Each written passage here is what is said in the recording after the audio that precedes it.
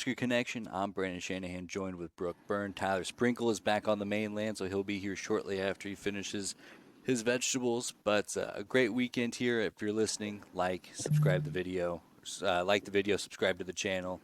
Lots of good stuff going on. We have videos coming out just about every day now. We're in the thick of football season. Nebraska's 5-1. It's a good feeling. It's a great feeling after seeing the chaos that ensued in college football this weekend. 5-1 doesn't seem so bad. And now we're finally getting to the point where Husker Twitter is making me nauseous again, just because of people calling for coaches to get five. Like, we're 5-1. Obviously, there's some flaws and holes in this team, but the fact that they're finding ways to win these games, and let's not underestimate one, Rutgers is good. That's a good win, and second of all, losing that game would have felt really bad. Why can't this win feel really good? I just think, it's a great win, don't get me wrong, and we won by single digits. You have to keep that in perspective. But when you look deeper, the fact that we were up 14-0 at half, and again, we don't score any second half points, is really worrisome. And then down the stretch, it's like, I get the coaches know which one of their guys they want to have out there. But I was texting you and Tyler about it. Marquise Buford got beat on 3 straight plays, and they just refused to take him out. And the third one being, if that freshman just makes the catch, then it's a tie ball game. Just dropped in a wide open touchdown pass. Yeah, I do have to throw out the fact that I think if the special teams wasn't such a pain point, that Marquise Buford would be getting a lot more heat than he is. I still like him out there. At least, what I hope happens is that Tommy Hill comes back after the bye week. He's feeling good, so you keep him and Zaire Wrights at the corners, and then you can move Buford up to the nickel spot or safety spot. I think somewhere where he's less prone to get picked on like that. Because but he also had some good plays. He got in front of the ball, almost had a pick six. He had a fine game early on, he but had a pick. yeah, that's right. I was curious. I forgot if that was him or not, but he played wishy-washy. But he played so well in the first half, and then equally as bad in the second half. And I'm like, we play in such tight games, and that's such a tight game with Rutgers. You almost have to on the fly put out someone else, because not only get beat badly 3 times, and then I was looking at the press conference note from Rule today saying that Bly Hill, when he's healthy, wants to play this year, so maybe he's a guy that starts factoring in a little bit. But it's like, man, why can we not just get a full good game out of guys? Like, our defense is such a juggernaut when we're on. Like, you saw it with that goal line stand. But even in the first quarter, Isaac Gifford was lost trying to tackle Kyle Monangai. And I'm like, you had to know you've seen him on field. He's a slippery guy, and to just, again, we won. I'm trying to taper that and not make it sound as bad, but there are cracks there that you see coming when we play better teams that they're going to expose. it really feels like every game is in such a vacuum, because every game there's something new that I like more. There's something that is new that I don't like as much. This week, I thought I was really impressed with the adjustments the defense made. I mean, it looked like Monangai was going to go for 300 yards after that first Oh man, possession, and then after that, they clamped him, turned which up. is Yeah, said we're gonna, and this should be the plan, and it should be the goal. Like, all right, well, we're gonna make Ethan. Oh boy, I'm blanking on his name. Kaliak Manis. Kaliak Manis. We're gonna make him dice us up from the pocket while the polar bear and Ty Robinson are bearing down on him. But then, this week, Dylan Raiola seemed very uncomfy, seemed very unsure, which has not been something that we've seen from him at all. Even when he misses throws or makes bad reads, he looked lost. And again, these are new things that I haven't seen. One for the good, one for the bad. It's tough to really sit back and bask in a 5-1 start when there are so many holes like that. And with the Dylan Raiola thing, that really worries me is that in high school and the first 4 or 5 weeks, he really got away with like having bad footwork and just relying on his natural arm talent.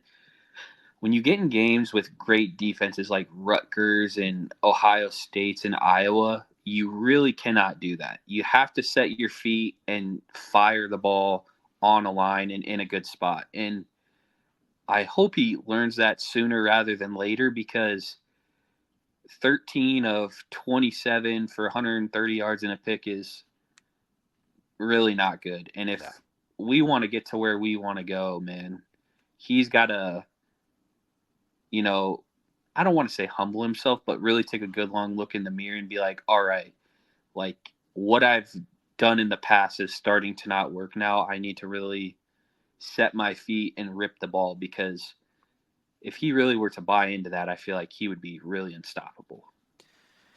And I think if nothing else, this is such a perfect time for a bye.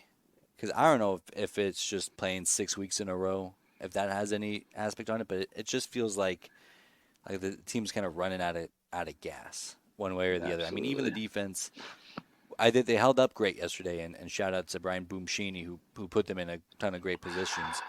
But you get the sense, and we saw this quite a bit last year, not as much this year, but like the defense will run out of gas if you let them, and it kind of feels like the offense was kind of out of gas. The running backs I thought were as good as that they've been this year, but outside of them, and that was really only in the first half. They really slowed down quite a bit, but it seemed like everywhere else, wide receivers, quarterback, offensive line, they just ran out of steam. Yeah, Rutgers on paper this year hasn't been like a great run defense, but traditionally they've always had a good run defense. Like you're not going to run the ball on Shiano a ton. And I thought this last weekend was the first time we really saw Emmett struggle to get going. I think he only averaged like 2.3 yards a carry, and Dowdle was at his normal at like 4.1. So that was good. But it's, I feel like if you see Emmett struggle, it's really a real testament to like our offensive line is not getting a ton of push, because he is really like good at making guys miss. I will say though, on the important ones like the fourth down and the goal line plays, the O line showed up, which I thought was awesome, I thought it especially on was I thought it was the super sick seeing Micah Mazuka get used in those spots. Like you just yeah, throw him out there, and we're gonna run right behind him. You don't have to try to guess what we're trying to do here, yeah. but you just can't stop it. And I would love, like, going forward, it's like I want five Micah Mazukas on the line, or at least guys that have that mentality that are just maulers, because that's, you saw with Michigan last year. It's when you have got five guys that really can just run block like that, and like just they didn't throw the ball against a top 10 team last year, which is crazy. When they beat Penn State in the second half. Sorry, I Okay, was I was about to trying to say, think. I'm pretty sure they threw Yeah, the ball at least a couple of times. yeah. And the But yeah, in first that second was half of that Penn State, they yeah, they just 30 straight were runs or like, we're something. gonna, yeah. And they had a first round quarterback, so that tells you how much they believe in that run game. And I would love to get to a point where we could do something like that, because it sounds like that's the MO of our coaching staff. But really, it comes down to we just need to score more points.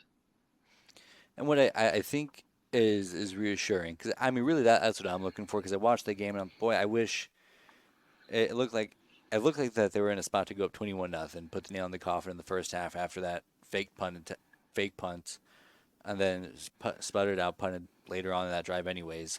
Um, we're not we're not playing close to perfect or close to potential, and we're still finding ways to win games. Where I thought last year, every single game we kind of went in like if we play perfect, like the Northern Illinois game, really hard to find many flaws. That Illinois game last year, hard to find many flaws. The Purdue game, hard to find flaws. But whenever we had anything go a little bit wrong, it seemed like the whole thing collapsed. And that's what Yeah, I've seen the last couple of weeks at least. That's given me some solace. And at the end of the day, 5-1. yeah. 5-1's a good place to be. And something I want to touch on real quick is because I'm kind of hard on Satterfield, admittedly so. It's something hit me this morning where it was like when I was looking at Twitter and someone like showed the concept of Janirin Bonner's touchdown run, and they're like sending Barney on the sweep first and then running behind him was just great, play design and great execution there. And I'm like, I think the thing with Satterfield is he can really be in his bag and be an elite play caller, but just as much as he can do that, it's you see the bottom end of the spectrum where you're like, what the hell is he doing? Sometimes it's we got to stay out of third and longs, and sometimes it's holdings or not blocking well enough and just not executing. But I mean, it's either we throw the ball deep or it's like behind the line of scrimmage. And when you got big bodies like Banks and Nayer, like you have to be able to throw the ball intermediate.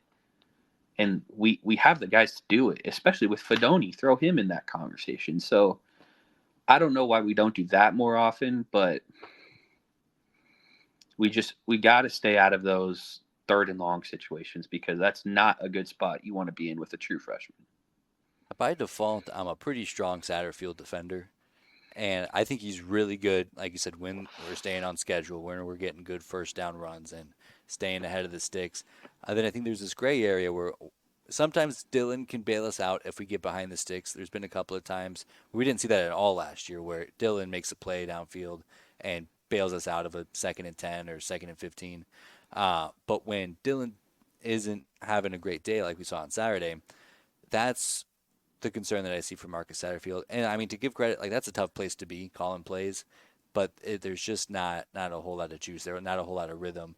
And sometimes you have to make your own rhythm. And it seems like there's been a couple of games this year where I'm like, waiting for it to get going in the second half. The first month we're blowing teams out, so I'm not too worried about it. Yeah. But like Saturday, like against Illinois, I'm like, I wish we could figure out how to get a couple of first downs here. I know.